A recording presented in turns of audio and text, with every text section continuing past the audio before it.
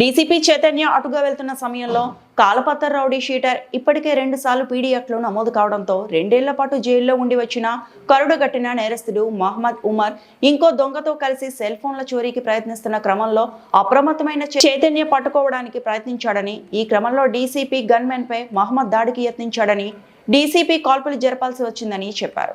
5 గంటలకు ఇక్కడ Chaderghat Victoria play ground దగ్గర మన డీసీపీ మన గన్మ్యాన్ వెళ్తుంటే సమయంలో ఒక రౌడీ షీటరు, కాలపత్ర రౌడీ షీటరు మరియు ఒక ప్రాపర్టీ అఫెండరు ఒక మొబైల్ థెఫ్ట్కి ప్రయత్నం చేయడం జరిగింది. దాన్ని చూసి ఇమీడియట్గా మన డీసీపీ చైతన్య ఆమె గన్మ్యాన్ ఆమెను పట్టుకోవడానికి ప్రయత్నం చేయడం జరిగింది. పట్టుకుంటే సమయంలో ఆమె ఇమీడియట్లీ మా గన్మ్యాన్ పైన కత్తితోని దాడి చేయడానికి ప్రయత్నం చేయడం జరిగింది.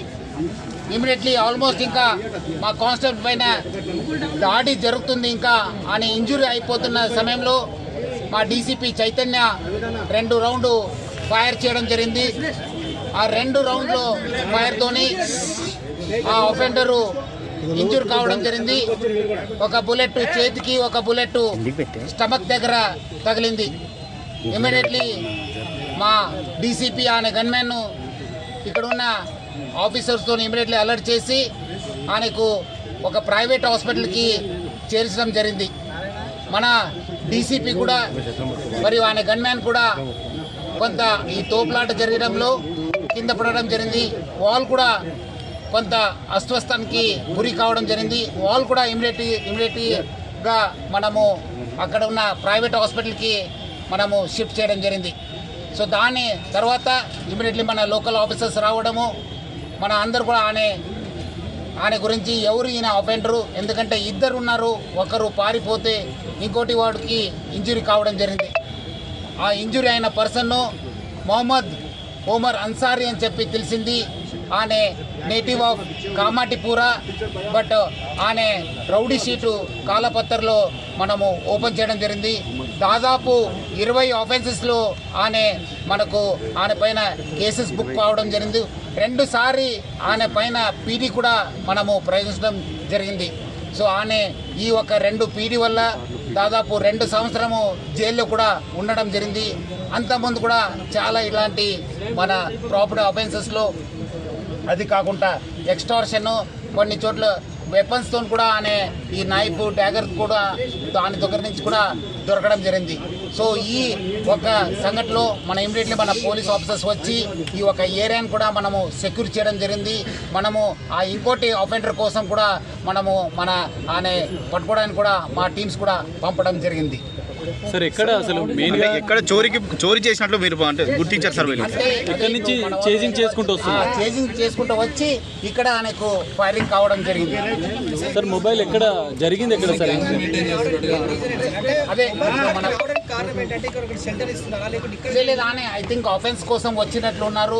ఆ టైంలోనే మన డీసీపీ ఇక్కడ ఈ దారిలో వెళ్తున్న సమయంలో ఆయన నేరంకి పాల్గొంటున్నారని చెప్పి ఆయన కనిపించిన తర్వాత మన వాళ్ళు డీసీపీ గన్మ్యాన్ వెహికల్ నుంచి దిగి ఆయన పట్టుకోవడానికి ప్రయత్నం చేయడం జరిగింది.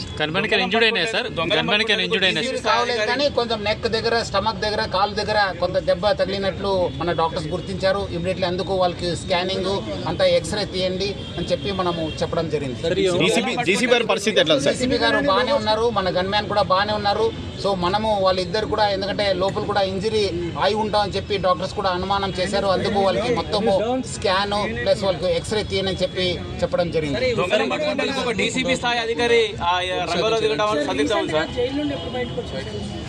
ఆయన రీసెంట్గా almost I think 4 years back ఏదో వచ్చినట్లుంది లాస్ట్ అఫెన్స్ అయిన తర్వాత, ఎందుకంటే పీడీ పైన ఈ మధ్యలో కూడా ఐ థింక్ అరెస్ట్ అయినట్లు ఉన్నారు. Sir Umar Ansari rowdy sheeter అంటున్నారు, ఈ ప్రత్యేకంగా మొబైల్ స్నాచింగ్ సంబంధించి ఏమైనా ముఠాను ఏర్పాటు చేశాడా? అంటే అది ఇంకా మనం ఎంక్వైరీ 2 దొంగలు అంటున్నారు. 2 దొంగలు ఆయన ఇంకోటి వాడిని పట్టుకున్న తర్వాత, అదేవిధంగా ఈయన కూడా అంతకుముందు ఎవరెవరితో అఫెన్స్ చేస్తున్నారు. ఇప్పుడు ప్రాథమిక సమాచారం ఉంది, మీ అందరు కూడా నేను కోరితే ఇప్పుడు ప్రైమరీ ఇన్ఫర్మేషన్ ఆయన ఎవరు, అంతకుముందు ఎన్ని 20 అఫెన్స్లు ఎవరితో చేసి కలిసి ఈ దొంగతనం చేశారు, ఎక్కడెక్కడ ఎక్స్టార్షన్ చేశారు, ఎక్కడెక్కడ ఈ వెపన్స్ తీసుకొని ఎక్కడ బెదిరించారనే పైన మనము డీటెయిల్గా ఎంక్వైరీ చేసిన తర్వాత డెఫినెట్లీ మనము, ఎందుకంటే ఇప్పుడు ప్రజల సంక్షేమ కోసము ప్రజలు ఇప్పుడు వాళ్ళు ఒక ఆఫెన్సెస్కు గురి అవుతున్నప్పుడు డెఫినెట్లీ మా పైన కూడా ఆయన దాడి చేయడానికి ప్రయత్నం చేసినప్పుడు డెఫినెట్లీ మనము రిటైల్ చేయాల్సిన అవసరం వస్తుంది. ఆ పరిస్థితిలో డెఫినెట్లీ మన పోలీస్ కూడా ఫైరింగ్ చేయాల్సిన వస్తుంది. ఇప్పుడు ఎందుకంటే ఈ సంఘటనలో చూస్తే మన కానిస్టేబుల్ ఆల్మోస్ట్ ఇంజురీ అయ్యేవాడు, ఆల్మోస్ట్ ఇప్పుడు ఇంజురీ అయ్యే పరిస్థితిలో మా డీసీపీ గారు ఫైర్ చేయాల్సి వచ్చింది. సో అలాంటి పరిస్థితి వస్తే డెఫినెట్లీ మనము యాక్షన్ తీసుకోవాల్సిన పరిస్థితి వస్తే తీసుకుంటాం. ఈ రోజు ఘటన అసలు ఎక్కడ మొబైల్ స్నాచింగ్ జరిగింది, ఎక్కడి నుంచి చేసింగ్ ప్రైమరీ డీటెయిల్స్ ఏమన్నా తెలుసు? అంటే ఇప్పుడు ఎంక్వైరీ చేస్తున్నాం మన వాళ్ళు, ఎందుకంటే ఆల్రెడీ చీకటి అయిపోయింది. ఆల్మోస్ట్ 5 o'clock అయిన తర్వాత మనకి ఇంజురీ అయిన తర్వాత నేను కూడా మన టీమ్స్ అలర్ట్ చేశాను. మన ఇక్కడ ఉన్న లోకల్ ఆఫీసర్స్ కూడా రావడం జరిగింది, క్లూస్ టీమ్ కూడా వచ్చింది. సో అందుకు ఎక్కడి నుంచి స్టార్ట్ అయిందని చెప్పి మనం ఒకసారి ఎంక్వైరీ చేసేందుకు మీకు తెలియపరుస్తాను. Okay, thank you sir.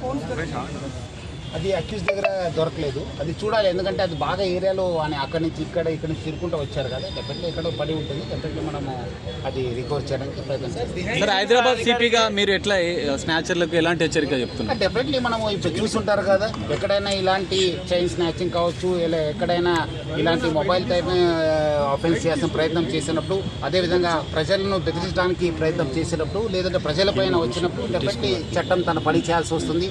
So అదే ఇక్కడ జరిగింది. ఇప్పుడు మీరు చూస్తుంటే మా పైననే వచ్చారు వాళ్ళు, ఆ గన్ మ్యాన్ ఆల్మోస్ట్ ఇంకా ఇంజూర్ అవుతున్నారన్న సందర్భంలో మా డీసీపీ ఫైర్ చేయాల్సి వచ్చింది. సో డెఫినెట్లీ మనము యాక్షన్ తీసుకుంటాను. ప్రజల సంక్షేమ కోసము, ప్రజల ఒక భద్రత కోసము పోలీస్ ఎప్పుడు కూడా వెంట ఉంటుంది. హైదరాబాద్ పోలీస్కి మంచి చాలా గొప్ప చరిత్ర ఉంది. డెఫినెట్లీ అది కాపాడుకోవడానికి, ప్రజలు కూడా సురక్షిత ఉండడానికి అన్ని చర్యలు కూడా మనం తీసుకోవడం జరుగుతుంది. చాలా వరకు కూడా పోలీసులు, టాస్క్ ఫోర్స్ పోలీసులు ఆఫీసర్స్ కూడా ఇలాంటి కేసులు వెళ్ళినప్పుడు కూడా దాడులు జరుగుతూ ఉంటాయి. సో ఇప్పుడు ఏమైనా వెపన్స్ ఇచ్చే అవకాశం ఉంటుందో మీ మేరకు? డెఫినెట్లీ ఎక్కడెక్కడ అవసరం ఉంది మా వాళ్ళ దగ్గర వెపన్స్ ఉన్నాము, మనము ఆల్రెడీ యాక్షన్ కూడా తీసుకోవడం జరుగుతుంది. ఇంకా మనము స్ట్రెంగ్తన్ కూడా చేస్తాను. ఇంకా మనం ప్రాథమిక సమాచారం ఇవ్వడం జరిగింది. మనం అక్కడ హాస్పిటల్కి వెళ్ళాను, మన వాళ్ళు బాగానే ఉన్నారు లేదా చూసుకున్నాను. అక్కడ ఉన్న ఆఫెండర్ కూడా మనం షిఫ్ట్ చేశాను.